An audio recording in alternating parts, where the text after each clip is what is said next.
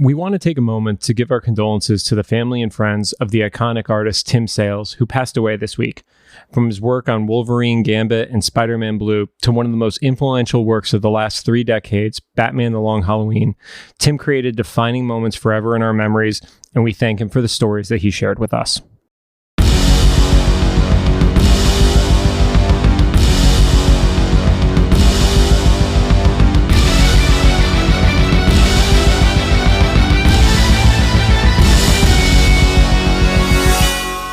Welcome to episode 22 of Cyclops is Waiting for Me, an X-Men the Animated Series weekly recap podcast. This is part 2 of Reunion. We went a little over on this one, so we just split into 2 parts, and we love Wally, so you get to have Wally for 2 weeks now. And here we go. So they find the jet, and Rogue decides to start trying to like break into it, and she freaks out a little bit because she can't use her powers to like break it open. Then Gambit is like, well, let me do it. He can't charge his card. He did that classic, first you charge the card, Yeah.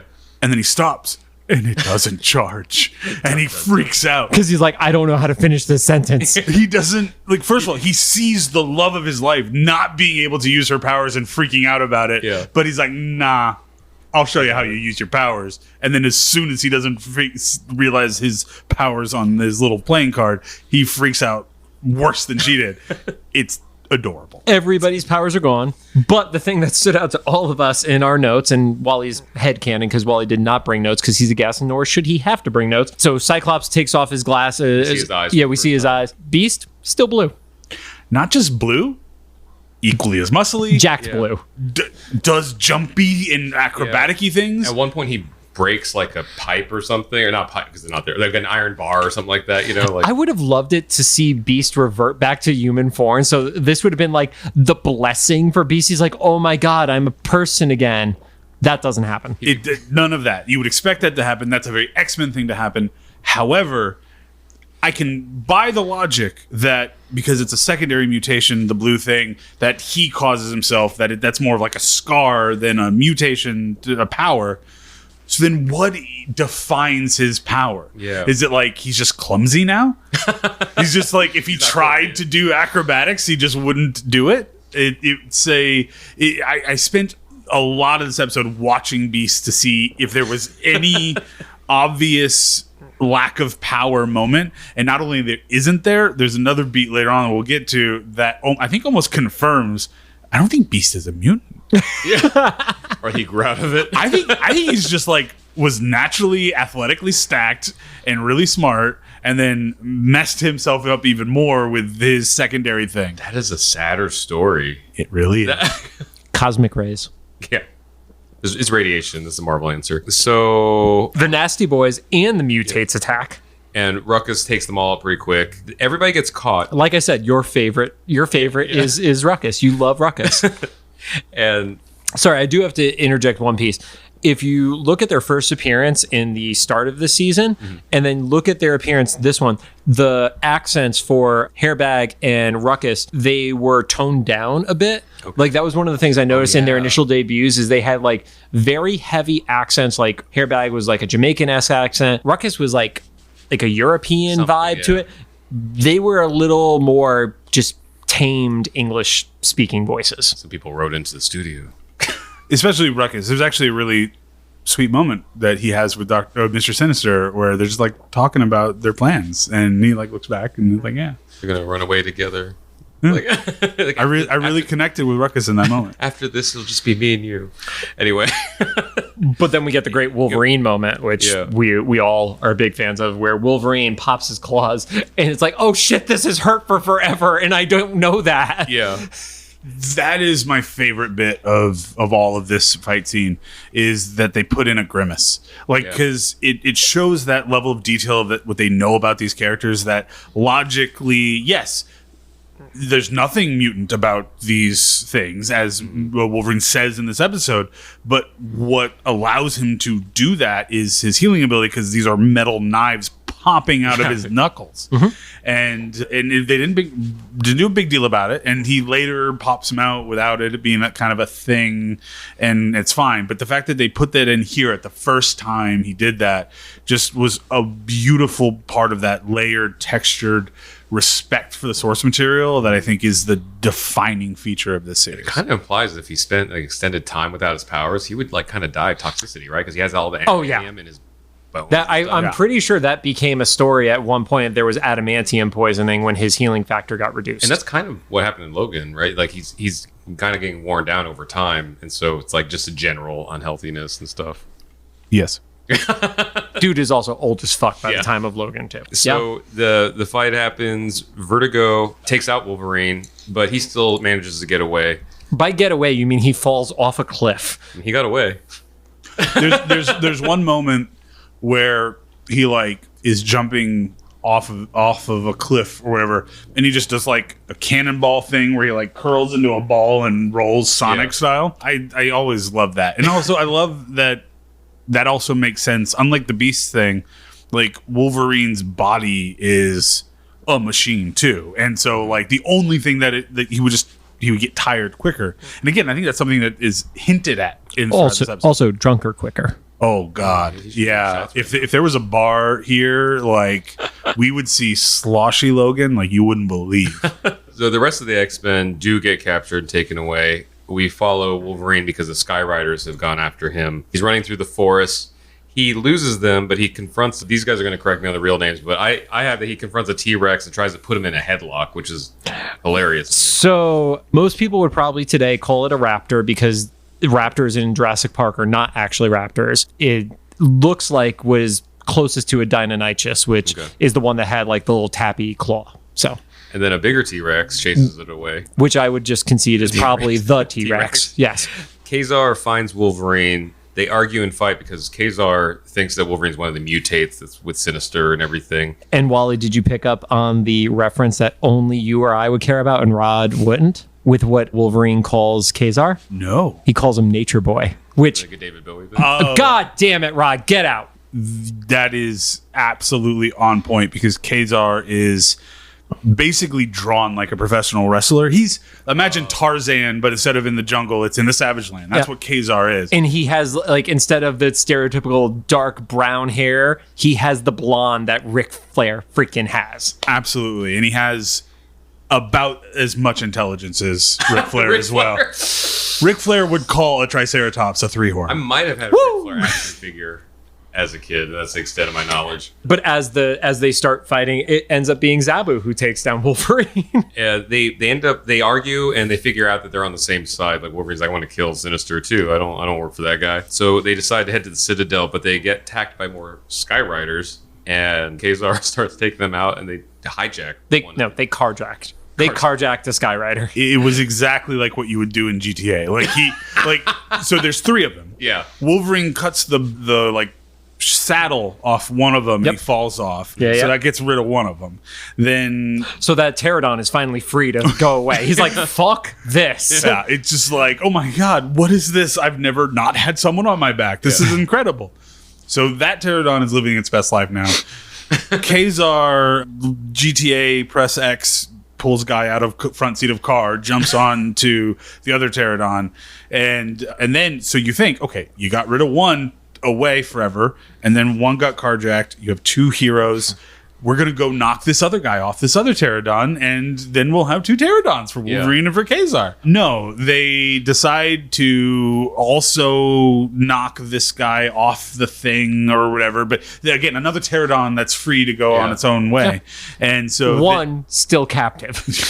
It still has the saddle on, so it does not know the sweet, cool breath of the air on the back of it where the saddle lives. My headcanon is Kazar is like no longer like in the presence of his wife, so he expressed his crush for Wolverine. That's why he like only got the one. I'm just saying there were 3 air riders, there were 2 of them. Yeah. There was an opportunity for them to get 2 of them. There wasn't. Actually, they should have kept 3, so Zabu could have had one. Yeah, that's the action figure I want, is a saber-tooth tiger riding a pterodactyl. That's a really good action figure. It's what we deserve. It's not what we're gonna get. I'm pretty sure we don't deserve it. But yeah, I was so confident in the setup because of the 3 of them and stuff that I started pre-writing notes like, oh, they end up taking these pterodactyls over and stuff, and then I saw like, oh, they're gonna both ride on. Okay, backspace. And like, so anyway, Kazar has a crush on Wolverine, and Wolverine calls it a leather chicken. And so Kazar breaks to Zabu. You found that funnier than any child in the 1990s would. Now, even myself in the 90s, I found it funnier now as an adult than I did as a kid. Then Kazar breaks to Zabu that he can't go. And so he has Which to leave is behind. really messed up to me because, as we have established, Zabu is the smartest person in the entirety of the Savage Land at this point.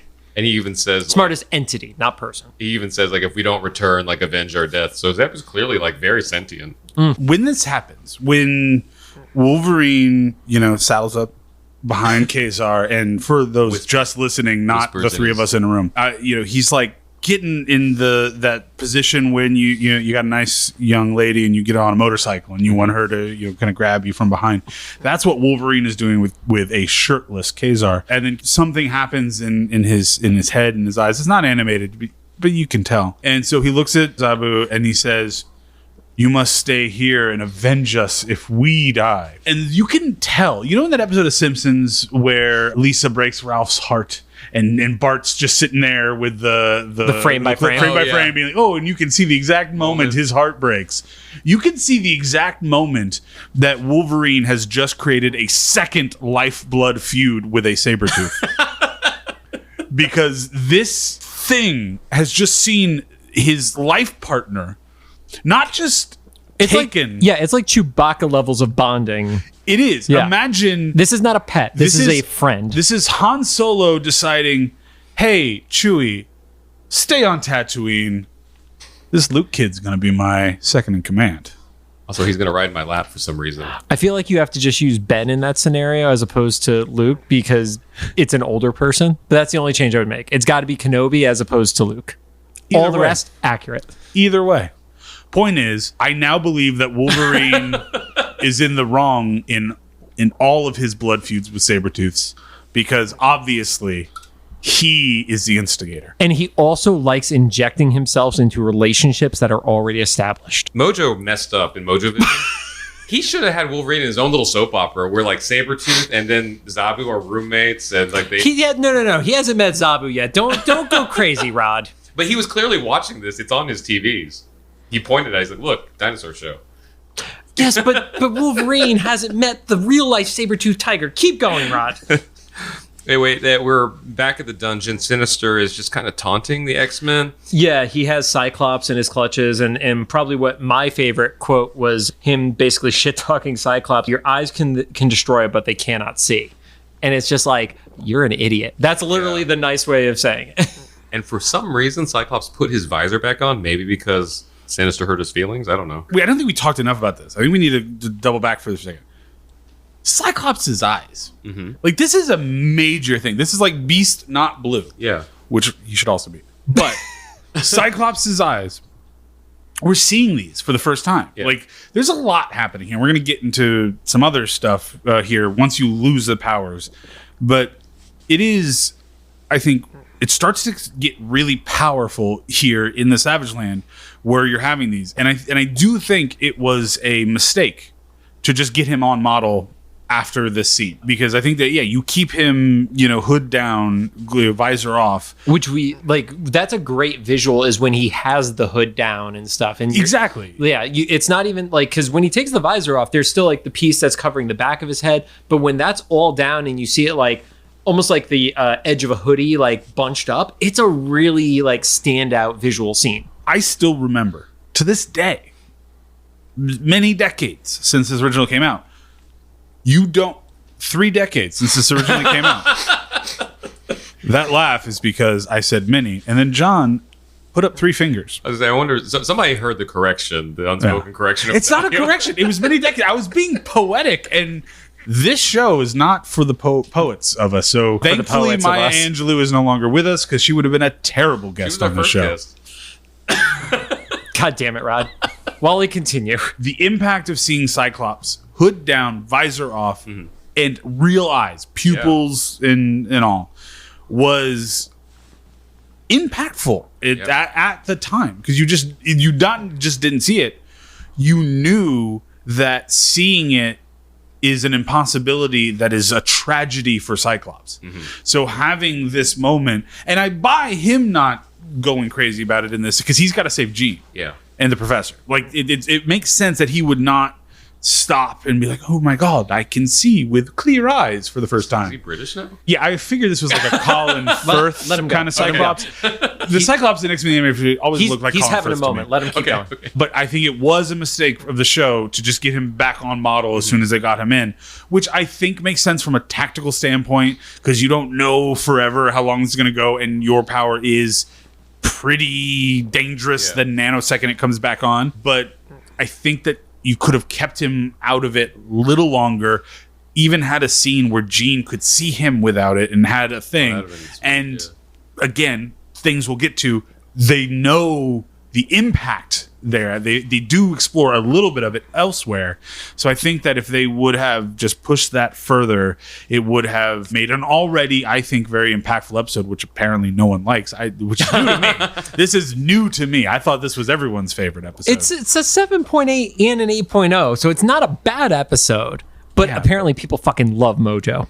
Yeah, that's weird to me, the Mojo thing. Weird. But point being, Cyclops should, like, that is a bigger thing. And I think that they played it with a couple characters. They ignored it with Beast entirely, and they halved it with Cyclops. And that's maybe my biggest like regret from this is, I don't know, we've got 42 minutes across 2 episodes to deal with a lot of story, but if they would have just leaned into that ever so slightly more, I think this would be 9+ and everyone's favorite thing. I think they just didn't go all the way on a very logical place that they were already living in. It would have been a really sweet moment if while they were stuck in the cell for Jean to like realize she'd seen his eyes for the first time. Like that would have been really sweet. Well, thanks for making us all depressed. So fuck this episode. Disney, we will still take that check. So anyway, Sinister goes on with his villain monologue and decides to tell them that he's going to try to combine all mutant powers and like redistribute them to everyone to like more advanced mutant powers. So he takes Magneto as the first test subject to use a machine to amplify Vertigo's powers in what he described an unpredictable way. Yeah, so I thought that was interesting because it wasn't just that he was going to make Vertigo's power stronger, but I also got the impression that it could mean sometimes it might give you new powers, sometimes it might fuck you up. Like it could go in a lot of different directions Or with give that. you a child's body. Yes. Or a giant head if you're a child. Brainchild origins confirmed. When we gave both options. The thing I always took from this was it's a expansion of power that doesn't necessarily have a linear path. So if you're taking from Magneto and giving to Vertigo, that doesn't mean Vertigo all of a sudden has Magneto powers. That doesn't mean Vertigo all of a sudden has new powers. It just means Vertigo's powers have expanded. Now, I think this, if we take it from the lens of modern X-Men perspective, I think this is probably something that would have been retconned into secondary mutations. Yeah, with the Joss Whedon stories of Astonishing. Absolutely. Exactly. Yep. So like this would have been, a precursor to the idea that, you can continue to evolve in your mutantness. And sometimes it's very linear, that you become more of your thing, like Iceman becomes more icy. Yeah, he becomes an alpha. Yeah, it's just like... Sorry, he becomes an omega. Yeah, literally the opposite. Yep. Yep. But it still resolves in ice stuff. Yeah. Or you have Emma Frost, who has the diamond thing, which has nothing to do with telepathic powers, and it's just a different kind of iteration of power. It still makes her stronger. And so I think that this is an early version of what becomes secondary mutation, which is really cool to see, like this kind of permutation starting to develop, because Mr. Sinister in the comics at this time was all about, so if Xavier is about we're a natural evolution that we should work together, and Magneto is we're a natural evolution that we should move beyond, Mr. Sinister was always about evolution is a slow process. It can be perfected. Let's fuck with this and have fun. Exactly. Yep. And I failed chemistry. Nothing makes sense. Like, here's 2 poisons, table salt.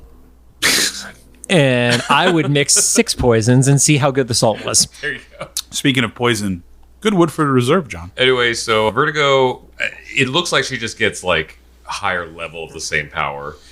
Sinister has her try it on the X-Men, so she zaps them. They all seem to get like a little more nauseous. And you had some comments on like the way the waves work, like visually. So in X-Men the Animated Series, Magneto has like when he goes for like generic power blast, it's like this weird yellow spiky kind of power blast from his hands. Yeah, it's a yellow power blast that makes the frame rate on the animation drop. That's a real power. Yeah. And so the way they expressed this with Vertigo is instead of the circle lines that have been representative of her power up to this point in time, where it's like wavy and it kind of gives you a sense of It was like bluish and exactly, stuff. Yeah. It had a kind of like general multicolor light sparkly effect, which kind of matches the color palette of Vertigo. This is now like, it's not exclusively Magneto because they do this for every generic power blast for everybody, but it is that same kind of generic power blast, but now it is colored in a sort of multicolored kind of vaguely Vertigo-y kind of color scheme, which is cool to see because it's a conscious decision to differentiate the power. Except for the very next scene, it's back to those circles, which kind of bummed me out. But it's still cool to see them trying to express the very convoluted idea of unpredictable power expansion. Yeah. Right. And then Wolverine and Kazar arrive on their leather chicken, and Rogue is scared at that moment because she just saw what happened to Magneto. So this moment here, and this is the biggest reason why I wanted to come be on this episode, because for me, X-Men the Animated Series, one of the most important things in my life in terms of watching, and a big reason for that, beyond exposing me to this world and all that stuff, when I believe I was 8 or 9 or something when this episode came out, I remember sitting in my apartment watching TV and being so thoroughly invested in this, because you have to understand, in the vacuum of the internet and everything else, when this show was just coming out, we've been getting these vignettes, these moments of the Savage Land stuff, and it's been building and building for the entire season. The entirety of this two-parter, if you were watching at that time, felt elevated, felt bigger than anything you had seen before. And then you start to get to these moments like this, where after Sinister has pulled some genetic material from Magneto, proved that this can not only work, but is deadly potentially to the people that he's putting this on. We are now exposed to a moment, and there's this dramatic music change where it kind of becomes this emotional swell, and Rogue is in Gambit's arms, and she expresses to him that she is scared because she doesn't know how to fight these guys like this. She's only ever known expressing brute strength and being the most powerful person in a room for years, according to this character. And we now have this moment where she has weakness for the first time. And she is in the arms of the person that she loves, Gambit, my favorite character, one of my biggest influences of the show. I love this character. I was born in New Orleans, so it immediately gave me this connection. And I love Gambit, and I love this romance with Rogue. And as a child, as an 8-year-old, 9-year-old, for the first time, I'm already in this elevated sense of excitement because we're getting this climax to something that I've been watching for 6 months unfold before me. And my favorite character, who has this impossible tragic love story with this woman who he can't touch because of her mutant power, she's now scared and in his arms. And his first thought isn't, I'm going to tell you it's okay, I'm not going to whatever. It's, I'm going to stop everything and I'm going to express my love for you. I'm going to kiss you for the first time. And the music swells, and little child me is experiencing very weird emotions, not understanding why the hell this is affecting me the way that it is. And in reality, it's affecting me because I'm invested in these characters, and I believe the moat between them, their mutant powers. The actual moat, not the fucking lake that you called a moat. It could be a dinosaur lake, too. The dinosaur lake of emotions between the two of them. That's going to be the name of something. No, it's not. Please keep going, Wally. So as a child, I understand that. And I understand the concepts that are at play here. But to see it played out, and to see them have that moment, and to have her ripped away from him and put in a life-threatening situation, and he can't do anything about it, like it felt hopeless. And it gave me that emotional response that I haven't really had before. Like I've had experiences before this, but this was the first time that it could actually express what it is. And this was what cemented not just X-Men the Animated Series, but really the X-Men as an IP as a massively important one for my life from a creative standpoint. This was the thing that taught me how art can affect you, and how there is a made-up fantasy verse, but when done right, can resonate with the real human watching on the other side. And I will always love and respect this show because it gave that to me, amongst all of the other amazing things that this show has and has given this world and will continue to give us in its continuation here next year. I just couldn't put into words at the time, and it's even, struggle to this day, the power that this had. And I'm grateful and I appreciate the show for having this, and I appreciate you guys for allowing me on this show to express that about this episode and what this show means to me. So in the only way to follow up on that incredibly heartfelt thought, Rod transitioned into Wolverine attacking. Wait.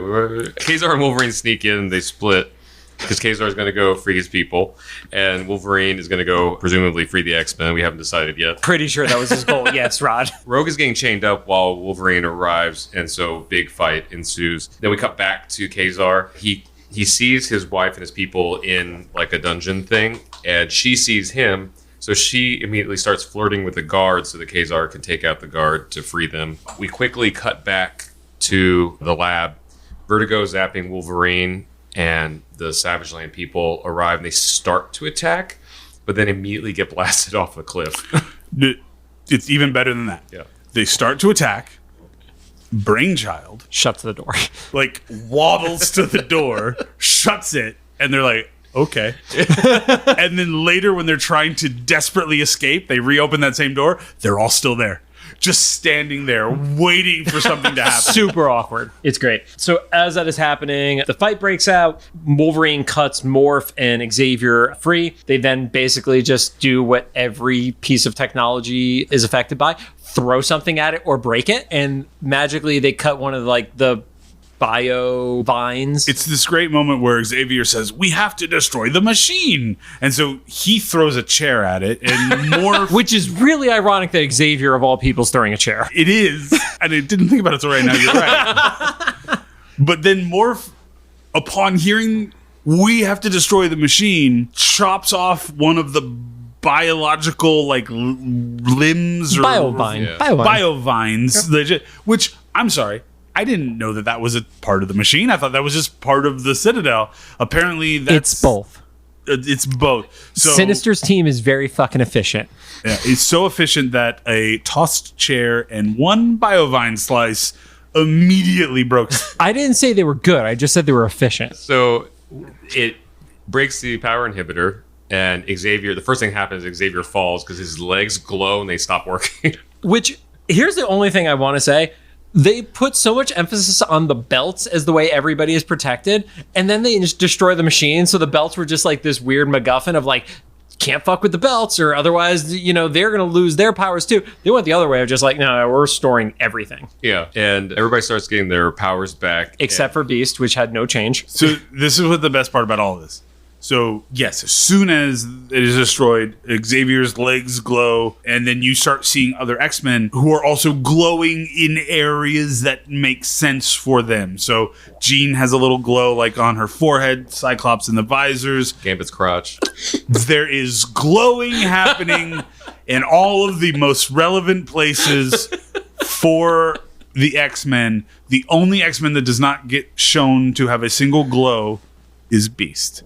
Beast, the blue furry muscle man who, upon arriving here, and when all of his mutant powers should have been lost, nothing changed. Yeah. He was equally as big and blue and furry. He broke things. He acrobated things. We saw no clumsiness or anything. It's just Beast. Yeah. Maybe he's dumber. Maybe he doesn't know Dakar, and he's like, let's talk about macaroni and cheese. Like, I don't know. We didn't get any expression He starts of going into like a flat Earth monologue. Yeah, like we didn't get any expression of the Beast losing his powers, and then as if to acknowledge that there was no way to show he could lose his powers, they also didn't give him any blue glowiness. Because he didn't lose anything. So for me, that guaranteed and confirmed the headcanon that Beast is not a mutant. He was just mistaken. He was just an athletically gifted dude with big feet that accidentally got lumped in with the X-Men and then drank some bad potion that turned him into the blue furry man. But I think X-Men the animated series is trying to whistleblow that Hank McCoy is a fraud. Let it be. You heard it here first. Or last, because this is a month later. Throw him back in jail. I am pro Graydon Creed and the Friends of Humanity. That man does not deserve to walk the streets. So it's a pretty one-sided fight when everybody, Beast excluded, gets their powers back. Vertigo looks like she's about to attack. Magneto literally just like encases her head in metal. And I'm like, is he just going to crush her skull? Because that's pretty cool. I think he killed her. He didn't kill her. That seemed pretty brutal, but okay. I'm just saying, if you have a character named Vertigo, it would have been really cool if she was attacked by birds or a psycho. Oh. So Sinister takes a cheap shot, shoots Magneto from behind. Cyclops takes out Sinister. Yeah, Cyclops does take out. You're hosting the episode. I'm filling in gaps in silence, Rod. Keep going. Cyclops takes out Sinister. Sinister does something to the thing he installed in Morph's head to hurt him and then start controlling him. And then Cyclops and Sinister have like the dueling beams. Yeah, they have the energy blast battle. It's basically a precursor to Dumbledore Voldemort battle from Order of the Phoenix. No, let's use something that doesn't suck. Isn't that a Dragon Ball thing? The beam? You're worse than I am. I don't watch Dragon Ball, I just seen it. It is basically a precursor to the Dumbledore Voldemort battle from Order of the Phoenix, where two energy blasts meet in the middle and go all gobbledygook. Yes, it's the Dragon Ball Z shit. And then Morph like steals a blaster. He shoots Professor Xavier first. In the shoulder, burning a hole through his thing. Like, it looked like a wound. And then Professor Xavier uses his telepathy to speak to Morph through his head and gives him the big Fast and Furious speech. Like, I was just going to say that. Like, they talk about family in this show more than the entirety of the Fast and Furious franchise. And then Ludacris takes a... Nope, don't you start. I'm just going to say, I think it is a failure on our part that earlier when we were talking about Xavier getting the Sauron kind of like mind control, the way they expressed it is Xavier's face and then like a 50% opacity like headshot of every X-Man like flipping through. Like Xavier, it wasn't win or lose. It was all about the family. Like that's what he saw that and he was excited or he was... I mean, he might have been excited. he saw that in his head, and he was moved to not be quite as mind controlled by it. So the Dragon Ball Z battle is happening, and Morph listens to the Fast and Furious speech and shoots Sinister. So when that happens, Sinister explodes into a puddle of goo because Cyclops' optic blast is able to overtake him. Cyclops has this amazing ability to just push things with his eyes. That's basically what the optic blasts are. They're just force going outwards. But what we've been able to do with this show is showcase why Mr. Sinister wants Cyclops and Jean, not just because of their powers, but because of the strength of their powers. And to show that, you don't need to show much for Jean Grey because you understand telepathy and you understand the legacy of that character. And then eventually we see the Phoenix power being expressed. So you understand the potential within her. But there isn't the same kind of thing you can do with Cyclops in this show. In the comics, obviously, you have all this history to go into. So to do this in the show, they made the really intelligent decision that basically the optic blasts of Cyclops are the only thing that permanently hurt him. And that is really interesting to express. And that's why you get this kind of final battle scene. Because, I mean, we've seen Wolverine slice him, and we've seen all these other stuff, and it's been nothing. But with Cyclops, it's a concussive, continuous injury to a seemingly immortal character, and that gives you this underlying context of the power that Mr. Sinister wants and why he creates it, why he's always going after Jean and Scott. I just thought there was a really cool way to kind of show and express that, especially now kind of looking back at it, where you understand what they were trying to do from what's going on in the comics and in the legacy of the Summers bloodline and what that means to a Mr. Sinister in that context and what you don't get in the future context. So Brainchild, it's like freaking out, so he starts gathering the pieces and stuff, and while he's doing that, Jean just says, nope. Yeah, because Sinister's actually starting to reform a little bit, so Jean like throws the pieces up in the air and explodes them even more, and then that's kind of just that. Then we cut and but it continues the tradition of the X-Men not worrying about future repercussions of any of their villains. So they let a lot of people go. They let a lot of people walk off. We're just going to spread you out into the air, but we know you're going to reconstitute. Yeah, and you'll come back. Sauron sets the self-destruct mode, so the whole place starts exploding. The X-Men escape with Magneto's help. And the Sinister ship flies off, so we have to assume that the Nasty Boys hopped on there. And yeah, Gorgeous George, new leader. Yeah. And the people of Savage Land, we cut to sometime in the future, presumably like 20 minutes later, probably. Well, they're rebuilding everything, so they're fast built. Rome was built in a day in this case. And that was not Rome, Rod. I don't know what you think Rome looked like, but that was not Rome. I don't know, it was a bunch of white people. So they take Morph back on the Blackbird on a stretcher, and Magneto and Professor Xavier have this last conversation before they depart. Magneto's like, still disagree with you. We're going to fight another day, but... Well, it comes from Xavier extending the invite to join the X-Men. And correct me if I'm wrong, at that point in the comic, Magneto had been a member of the team. So... when he thought he was a different person. Yes. Yeah. So at this point in time, years prior, he had been a part of the team. In the 80s, yeah. Yeah, in a version. But also concurrent to this, if you're a...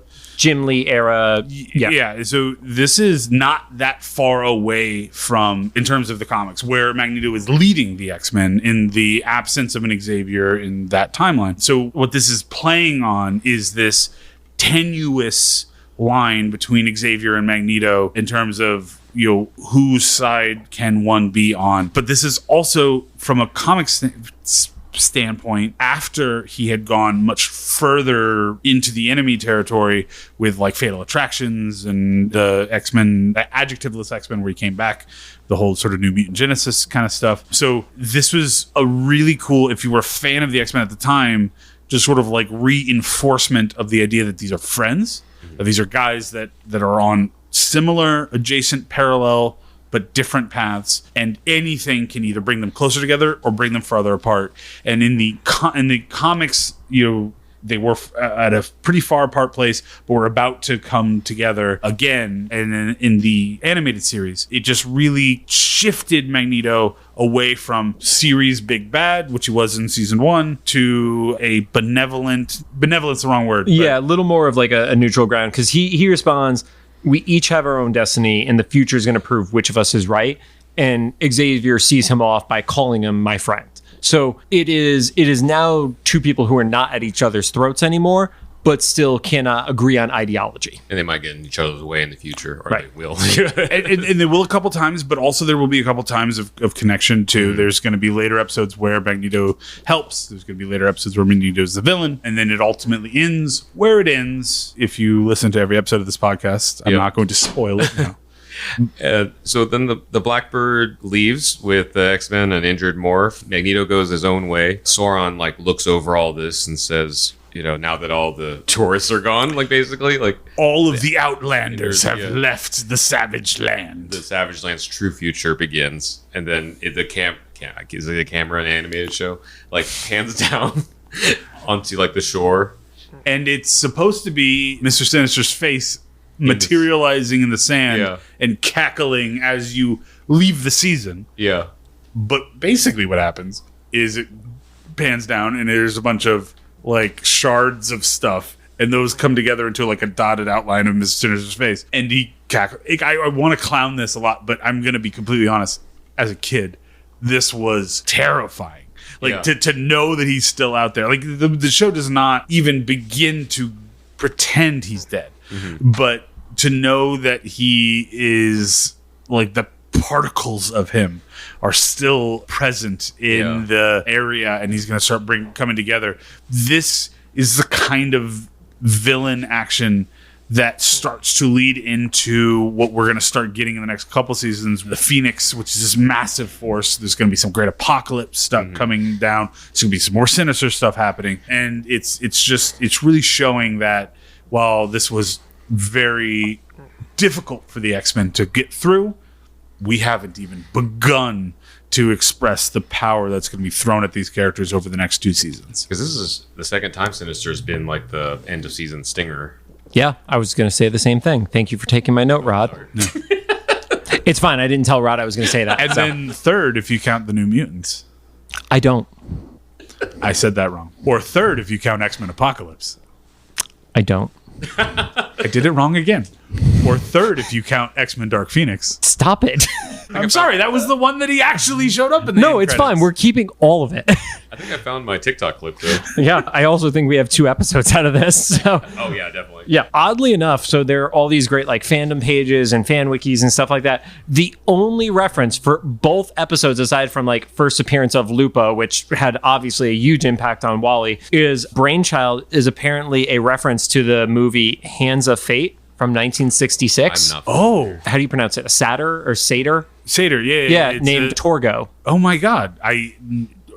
Wow. I didn't even put that connection, but you said that. I said that because somebody on IMDb said that. I will confirm that person on IMDb was accurate, because now that you have put that connection in my head, that's actually really good. It'd be great if, like, a few episodes from now, we find out that it was Drunk Wally that added that to IMDb. It's future Wally. Ooh, Interstellar. Whoa, you got a Nolan film now? Future Drunk Wally. All right, so we do have one thing that we are going to discuss about that could still be considered spoilers for Doctor Strange Multiverse of Madness. So before we do that, just in case somebody does want to tune out right before that starts, Wally, anything that you want to share before people leave, and then we'll talk multiverse for a second? Just thank you guys for having me on this conversation. I have enjoyed listening to many episodes of this podcast up to this point. You've obviously not listened to the right episodes. I obviously haven't listened to all of them, so this has all been a big spoiler for me. Once I get to it, I will have known it, and I will probably get very upset. But the biggest thing is, like, this show was instrumental for me and for a lot of people, and I'm just really excited that we live in a world where it is on a pedestal of equal measure to its peers, like Batman the Animated Series, which has forever been recognized for its import to animation and to pop culture at the time, and that we can live in a world where X-Men the Animated Series gets its due alongside that is fantastic.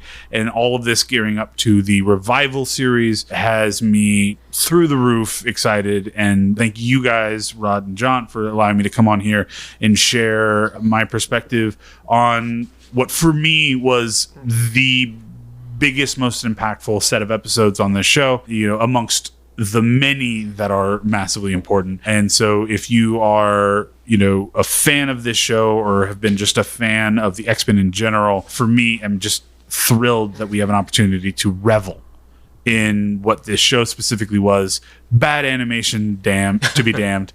It's still an amazing, fun ride, and thank you guys for giving me the chance to revisit it with you. Well, don't worry, because after we're done recording this episode with you, we're recording the first episode of season 3, and that's where the bad animation kicks in. So, sweet. Yep. Well, we're not on the last season yet, so you still have some ways to go until you get to the bottom. I know, even the cover of the DVDs, it changes dramatically. Cool. So we are going to move into Doctor Strange Multiverse of Madness spoiler territory. You have been warned. It's not going to be long, but thank you guys who want to tune out. And I will actually turn it over to Wally and Rod, because I watched Multiverse of Madness at the Chinese theater, which was so loud that I didn't even hear the music sting that happened when Professor Xavier popped on screen. So the reason I wanted to talk about this at the very end, and thank you guys for this little corner that we get to inhabit here, but there is, for the first time ever, direct reference to the animated series in the Marvel MCU. And we know that there's going to be continuing references because we have this X-Men 97 continuation series coming down the pipe. Which is specifically labeled as Marvel Studios. That's the big connective tissue. And we get a Professor Xavier, Patrick Stewart Professor Xavier, the only man that has inhabited this role in live action that matters.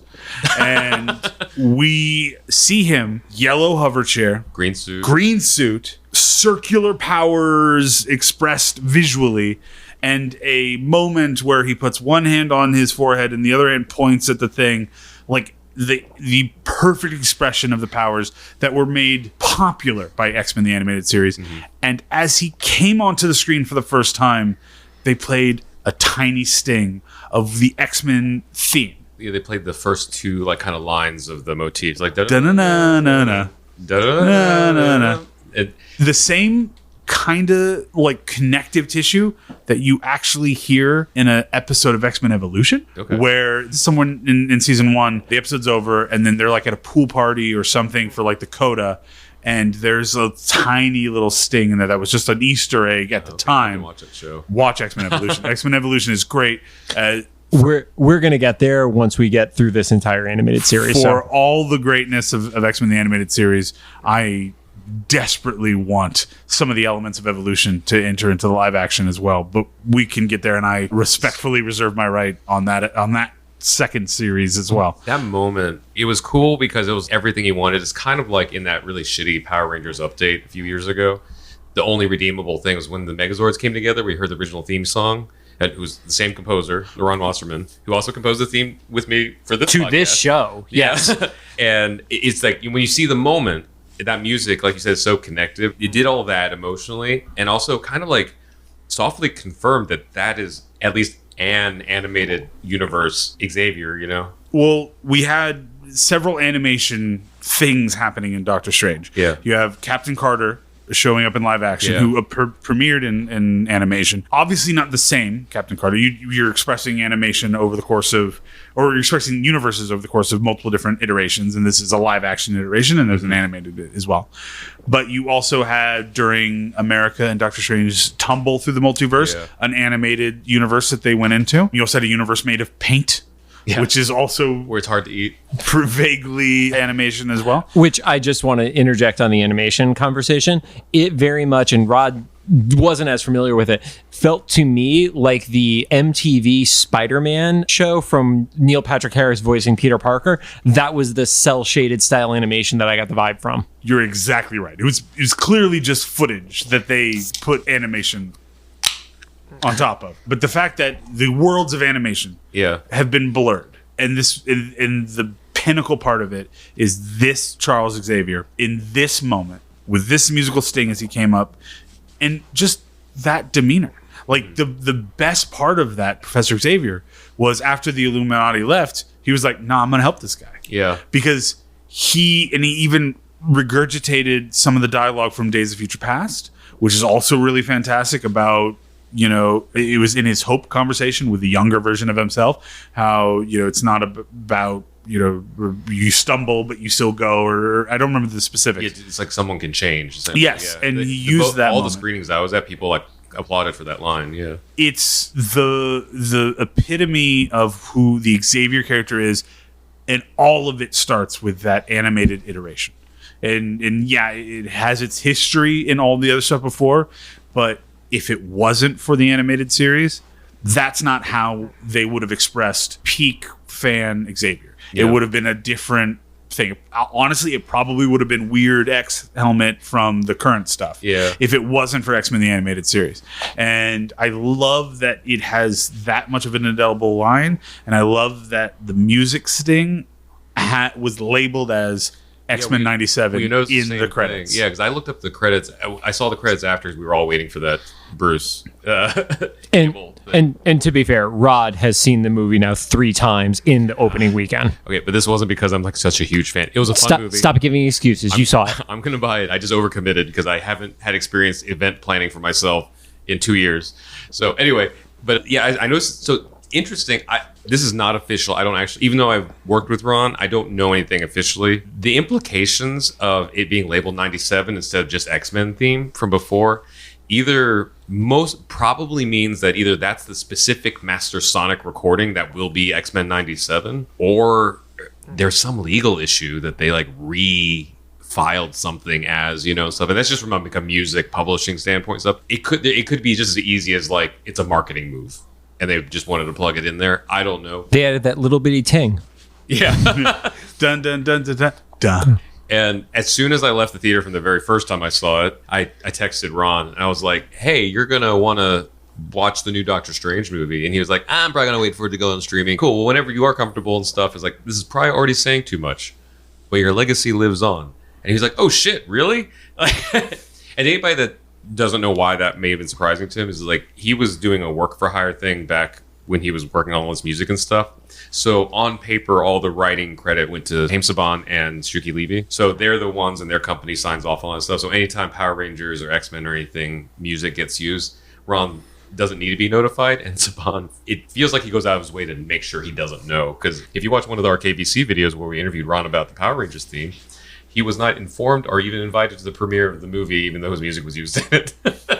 So my thought is it's probably labeled as such because it is literally from the show. Like, I think that what probably happened in the Marvel Studios is they were like, we're going to do this. And because they were working on X-Men 97 at the time, they were like, okay, well, whoever's doing the music there. I didn't catch the names underneath who was listed under that credit on the thing, so I don't know if that will reveal anything. It didn't have performer credits from what I remember looking at it. And also I did get the Doctor Strange Multiverse of Madness soundtrack, and that is not on the soundtrack. No. So no, I mean, it was a sting. It wasn't even a full song. So, but sometimes they include that in suites and stuff. So. Because there's at the end of the day, it's there. Yeah, it's connecting to the animated series. It makes the legacy of what that was a part of what is, and because it's labeled the way it is, it also looks to the future. And that was amongst my most thrilling parts of watching Doctor Strange, because I have that emotional connection to what that was. And so to have that expressed there, to see an Xavier moving on a screen with that music sting in a movie theater in 2022, it is a literal impossibility that has come true. Yeah. And that's what I love so much about the MCU, is so much of the amazing things that happen in these movies are things that shouldn't happen in movies. But I think you're right, because of all the evidence we've had, is that I think that it's actually the actual Sonic audio from the series that we heard. It's our first glimpse into X-Men 97 stuff. So this was a long one. Thank you for listening to both parts of this. This is definitely two parts. We weren't sure when we started recording this would be one or two parts, but it's definitely two parts. So you've listened to Wally for 2 weeks now, which was my experience all through lockdown for VidCon. I just kept getting notifications of Wally was talking on Discord. Every week. Anyway, thanks for listening. If you have any thoughts, make sure to drop them in the comments for either the YouTube upload or official Instagram post about this episode, or posts now. If you like what you heard, we'd appreciate a rating on the podcast app if you're choosing. You can find us on Apple Podcasts, Anchor, Spotify, Google Podcasts, and CastBox. By the end of our second season, I would have thought we would have had an outro, but here we are. Dinosaur Lake. No, god damn it, Rod. It's not a moat.